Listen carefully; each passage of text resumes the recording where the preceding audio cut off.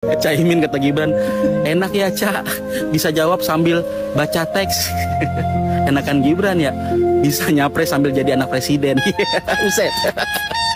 Jadi salah satu cawapres kita nih kan ada yang masih muda, lu dukung dong? Itu kan bukan anak muda. Bukan. Itu anak presiden.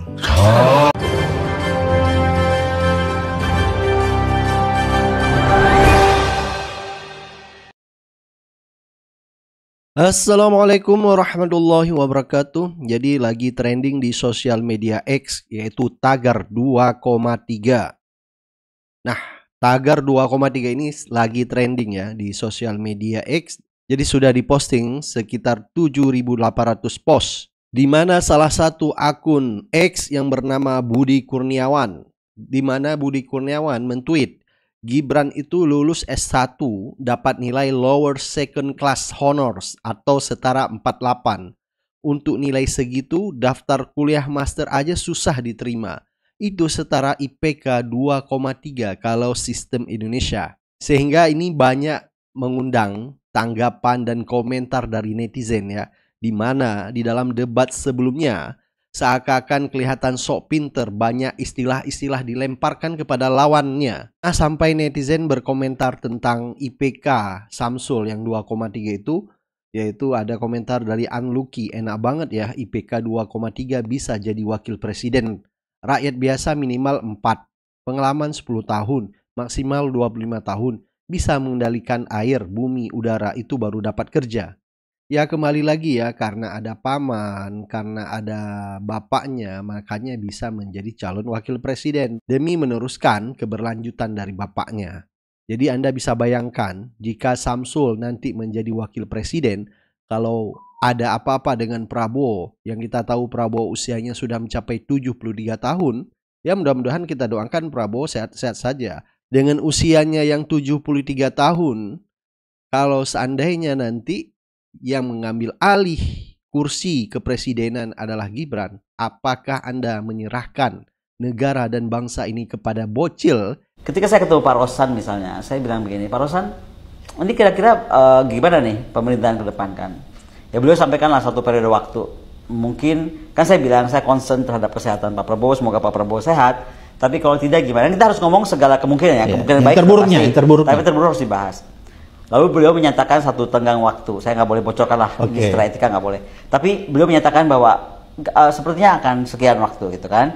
Oke, aku bilang kalau gitu. Tapi pertanyaan saya ke Pak Rosan dong. Tapi gini Pak Rosan ya, aku bilang, Ibu Megawati Soekarno Putri yang melahirkan presiden, anak-anaknya juga menjadi tokoh di dalam pemerintahan, ya kan? Beberapa keluarganya pun itu bisa dihianati, if I may say that, dihianati.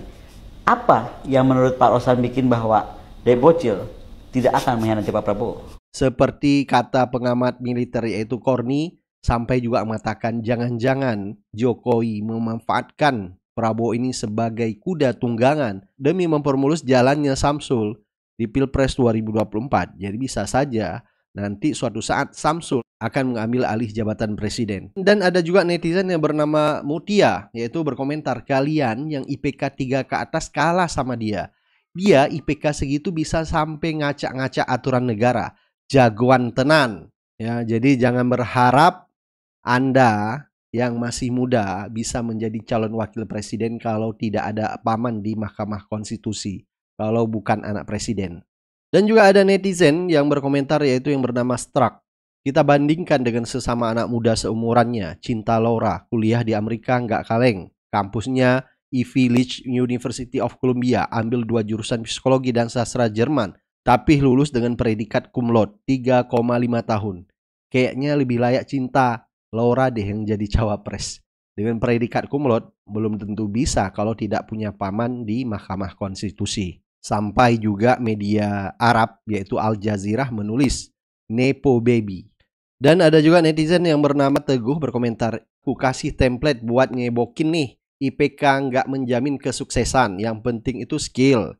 Banyak IPK-nya gede, cum laude, tetapi nganggur bertahun-tahun. Maka dari itu sekali lagi apa pentingnya IPK? Yang penting itu skill, punya papah yang berkuasa dan om yang bisa otak-atik aturan.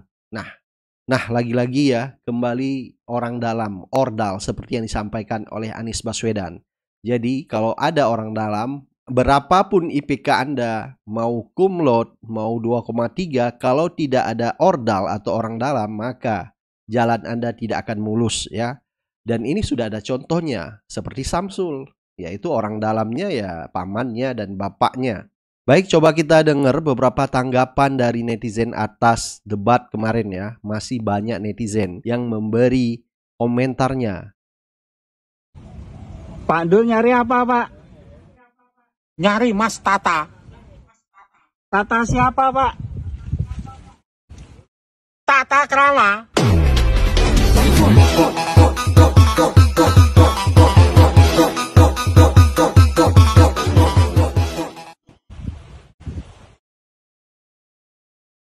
Pak Dul nyari apa, Pak?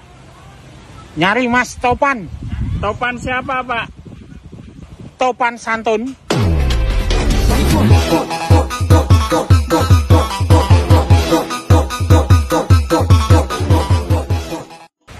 Pak. Sopan santun sama tata krama pilih mana, Pak? Pilihan macam apa itu? Yang bener aja. Rugi dong.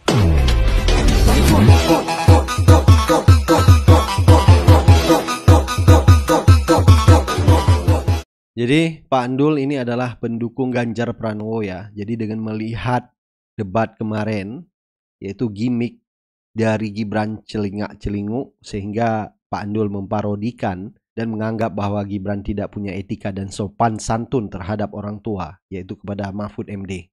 Baik, coba kita lihat video lainnya. Demokrasi dengan pilihan yang terpilih.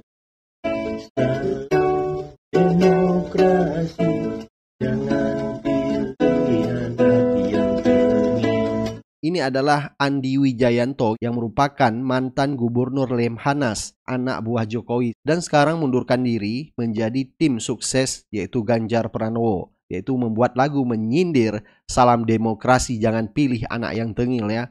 Coba kita dengar komentar dari Anies Baswedan. Ini baru-baru aja videonya di Yogyakarta. Bahkan beliau di Yogyakarta dibatalkan tempatnya pada saat panitia sudah mempersiapkan tempat untuk acara Desa Anies. Tetapi pada hari itu juga dibatalkan.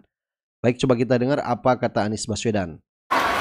Gak apa-apa Mas Anies, kalau misalnya nanti terdesak, buka catatan gak apa-apa. Gak rauno sing larang ning kene Mas. Wongik bocah buka kabeh iki. Ya, kata Gus Imin buka catatan nggak apa-apa. Yang penting bukan catatan MK. Berarti salah satu cawapres kita ini kan ada yang masih muda, lu dukung dong. Itu kan bukan anak muda, Bukan. itu anak presiden. Mayoritas anak muda di Indonesia itu kan kayak kita-kita gini, Pak. Artinya ya kita startingnya dari nol, bahkan mungkin banyak yang minus. Startingnya itu berdarah-darah sendiri, nggak punya proteksi dari orang tua, dari keluarga untuk menatap masa depannya. Itu dia nggak punya proteksi. Dia harus berjuang dari bawah, dari apa yang dia punya, dan mengikuti hasil itu. Ibaratnya kayak orang cari kerja ngelamar gitu ya. Ya dia ngelamar sendiri, Pak. Dia ngelamar sendiri, dia masukin CV sendiri, dia isi kotes sendiri, dia tes tulis sendiri, dia wawancara sendiri. Apa yang dibenci sama anak muda yang tadi aku bilang ngelamar itu? Kalau di lipatan akhir, di menit terakhir, tiba-tiba ada anak bos perusahaan itu, ada orang dalam, ada ordal, masuk ke situ. Samsul itu bukan anak muda, menurut mereka adalah anak presiden. Jadi Samsul punya jalur sendiri, yaitu jalur MK. Dan ini hanya orang-orang tertentu yang bisa melakukan, ya anak presiden.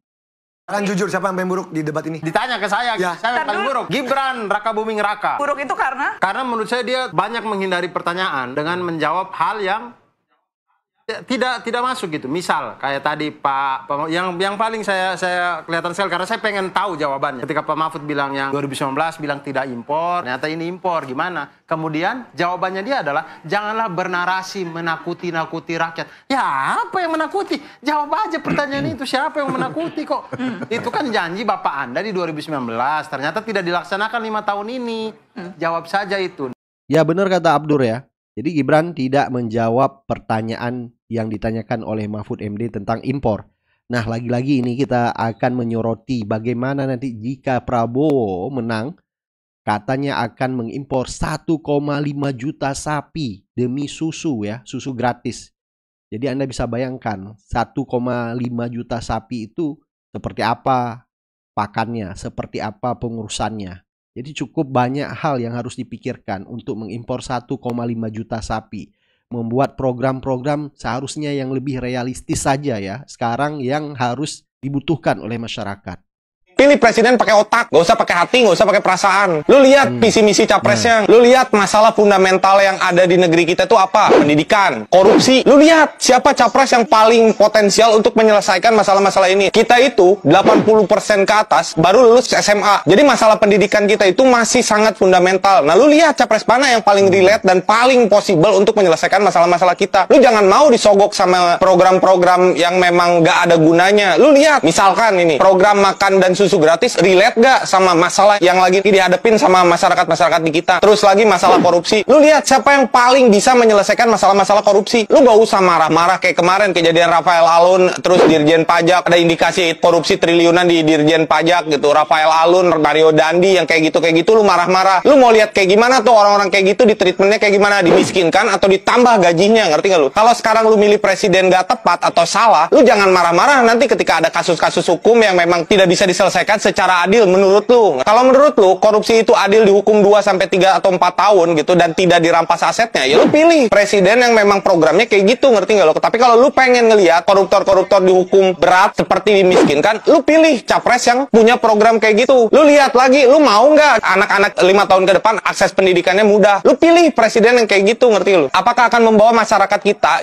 jauh lebih baik dipimpin oleh dia? Pemimpin itu cerminan orang yang dipimpin. Jadi milih pemimpin itu cerminan dari orang-orang yang dipimpin. Makanya siapapun nanti yang mimpin lu, itu adalah cerminan dari orang yang dipimpin atau dari rakyatnya atau dari masyarakatnya. Jadi lu stop untuk berantem mau pilihan lu 1, 2 atau 3. Saran dari gua, pilih pakai otak, pilih pakai otak. Jadi tepat sekali ya kata abang itu, pilih pakai otak ya. Jadi program-program calon presiden itu yang relate dengan keadaan sekarang, dengan kebutuhan masyarakat, bukan dengan keinginan masyarakat ya, atau bukan dengan keinginan capres maupun cawapres, dengan kebutuhan sekarang masyarakat. Jadi masyarakat apa yang dibutuhkan ya, pekerjaan, sembako murah, itu yang paling diutamakan. Jadi bukan dengan hal-hal yang seperti dijabarkan oleh abang tadi, yaitu susu gratis, makanan siang gratis ya. Lebih utama masyarakat sekarang membutuhkan lapangan kerja, pendidikan murah, sembako murah. Jadi bukan ujung-ujungnya nanti impor sapi 1,5 juta dari India, sehingga justru yang menguntungkan adalah mereka yang punya kepentingan di impor tersebut ya. Nah ya, kameranya mana ya kameranya? Nggak kelihatan ya kameranya? Silakan langsung. Bangga. Sebelum dihantam Anda kasih pembelaan dulu, silakan. Ya bagus, sangat menarik. Ada show-nya di sini yang diperlihatkan oleh Mas Gibran, itu memang tanda anak muda begitu. Memang mencari sesuatu hal yang agak sulit dilihat sama orang tua, seperti itu. Yang pasti menurut gue ini cringe abis sih. Ini sangat tidak layak untuk bisa dipertontonkan depan publik. Apalagi tadi dibilang anak muda sukanya seperti itu. Tolong please tanya anak muda, suka nggak kayak begitu? Suka nggak? Ya, suka bang. Salah media. Jadi memang jangan menjelek-jelekan anak muda, bahwa ini benar-benar membuktikan bahwa ini nir etika. Jadi menurut 02, apa yang dilakukan oleh Samsul itu adalah mencerminkan anak muda ya. Tidak maulah kita sebagai anak muda dituduh seperti itu. Artinya berarti anak muda tidak beretika dong ya. Jadi benar sekali kata juru bicara 01, itu adalah nir etika. Sangat tidak beretika sekali kalau model-model seperti itu. Justru anak muda Indonesia malah sebaliknya harus beretika. Walaupun kita masih muda, justru kita mencontohkan yang lebih baik daripada yang dilakukan oleh Samsul. Jadi jangan mengalamatkan, mengadreskan kelakuan Samsul mencerminkan anak muda di Indonesia. Jadi nggak ada anak muda mau seperti itu ya. Cukup Samsul saja yang seperti itu. Kasihan banget Gibran abis debat dibilang songo, nggak punya etika. Padahal kan dia cuma mewakili potret buram, perilaku politisi muda karbitan ya. Orang pemujanya aja bilang dia yang terbaik kok. Lu makanya nonton debat nggak usah pakai hati nurani. Yang kocak waktu dia nanya ke Pak Mahfud tuh, dia kayaknya nanya cuman dia nggak paham-paham banget tuh. Soalnya pas dia ngejawab ternyata salah juga. Yang penting bahasa Inggris ya. Dia yang tampil, gue yang malu. Tapi tenang Mas Gibran, yang penting kan gimmick-gimmick Anda videonya FYP. Pak Mahfud sabar banget ngadepin Gibran tuh. Gimana nggak sabar orang anak bosnya ya. Tapi beliau berani loh bilang pertanyaan Gibran receh. Untung aja Gibran nggak bilang, Prof Mahfud coba dong bilang kata menyengsarakan dengan cepat. Debat malam Caimin lah, keren lah. Ini kayaknya seminggu sebelumnya dia nggak keluar rumah dah, nggak boleh sama istrinya. Jangan kan keluar rumah ya, baru megang HP. Belajar debat dulu, belajar debat, taruh HP-nya, taruh. Caimin kata Gibran, enak ya Cak, bisa jawab sambil baca teks. Enakan Gibran ya, bisa nyapres sambil jadi anak presiden. Buset. Gara-gara tingkah laku Gibran di debat capres dan di debat cawapres kemarin, banyak video-video dari netizen merespon debat dari Samsul. Ini sebenarnya bagus juga ya, apa yang dilakukan oleh Samsul sehingga membuat FYP konten-konten dari netizen. Tetapi FYP-nya justru bukan dengan konten yang baik ya, dianggap konten tengil dan songong.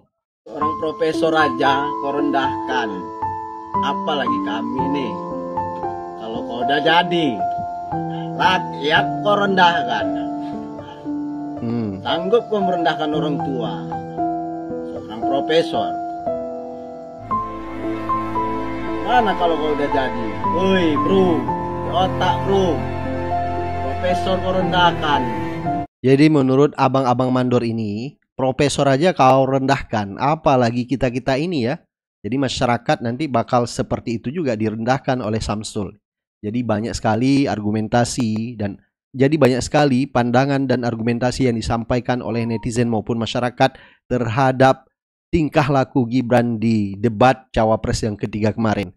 Baik, silahkan Anda beri pendapat dan komentar Anda. Kita akan ketemu di video-video selanjutnya. Assalamualaikum warahmatullahi wabarakatuh.